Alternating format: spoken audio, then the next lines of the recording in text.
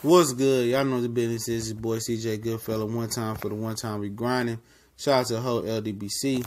And it seems that they're going to, or it's rumored that they're going to let Andrew Tabiti in the Cruiserweight Season 2 for the World Boxing Super Series tournament. And it's unfortunate he wasn't in the first time. You know what? That's why I didn't really care about the tournament. He deserved to be in there. You know what? No reason Mike Perez and some of them other guys are in there before him.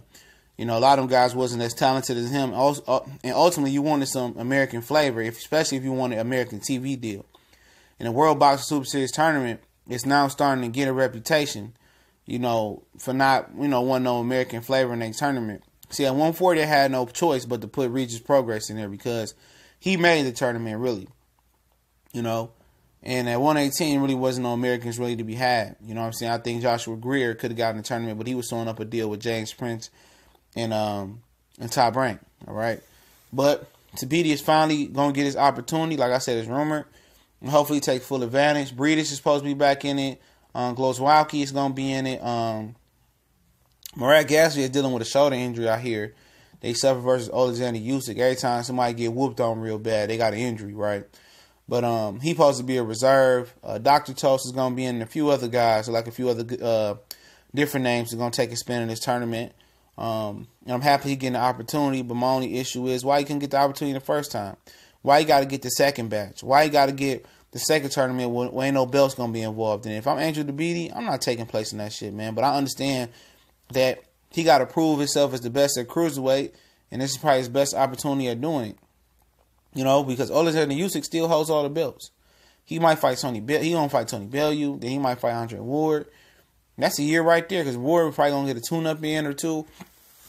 So by the time, Usyk drop all the belts, and shit, this tournament might be over with. You know, and it's very, very unfortunate, man. It's very, very unfortunate. You know, but at the end of the day, it's just how they treat us, man. As black Americans in this fight game, man. We always got to get the scraps or the second fiddle or the second rotation. This man should have been in the first tournament. I'm not saying that he would have won it or not. That remains to be seen, you know. And I think this tournament is pretty pointless, man. I think it's super pointless because, ain't no belts on the line. You just had a tournament last year. You know, you should if you couldn't get another weight class, you should have just did two tournaments this season. You know what I'm saying? They trying to go for overkill and do Cruiserweight again. And I guess they trying to promote Cruiserweights and trying to sell Cruiserweights around the world. But the Cruiserweights don't ever sell in America. Nobody care about Cruiserweights. They just look at it as you should be a heavyweight. And that's ultimately what it is. But like I said, man, I'm definitely going to support Andrew Tabiti and his journey in this tournament. Hopefully he shows up and shows out. There's definitely some tough competition. Breedis is a good fighter. I thought he had a really, really good close fight with Alexander Usyk. Gasly is a really good fighter. He's a reserve. Dr. Toast is a good fighter.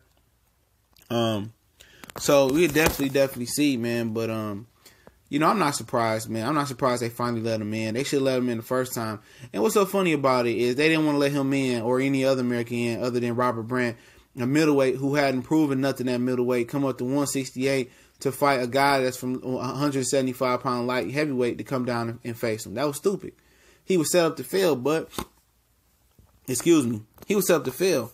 But he was the only American in there. But then they will put a guy like Robert Brandt in, who nobody knows in American TV, and that's the only American. Then you want to ask Showtime for a fight deal. You want to ask Al Heyman or Stephen Espinoza to set you a deal up with Showtime? No.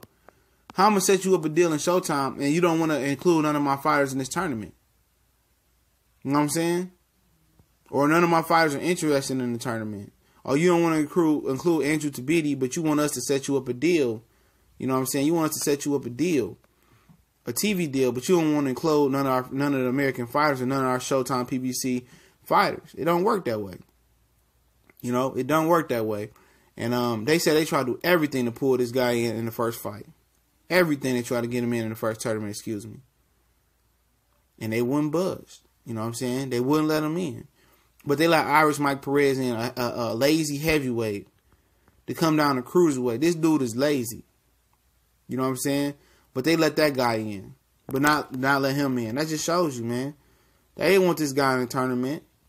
You know what I'm saying? And it's very, very unfortunate. But, you know, he's rumored to be in the second tournament, man. The second season tournament of the Cruiserweights. Shout out to Andrew Tabiti one time for the one time. Much blessings to that brother Way. Don't forget we're on Facebook, Instagram, Twitter. Also, you know, make sure you check out our new Boycott Group to be boycotting fights that need to be boycotted. The first fight we're going to stream in the group is Sean Porter, Danny Garcia, because it needs to be boycotted. So go over here, hit the Boycott Group link in the description. Also, check out our new Raw and Cut podcast series. We already got 11 episodes on there. We're going to continue to drop more very, very soon. All right. Continue to, you know, enjoy the content, continue to do your thing, and, you know, show us love. We got PayPal link set up for donations. Shout out to the Super Chats.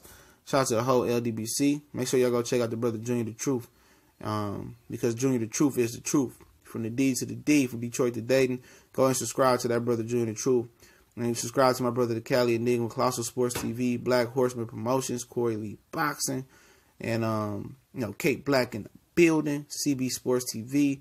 Let's get it cracking. We out.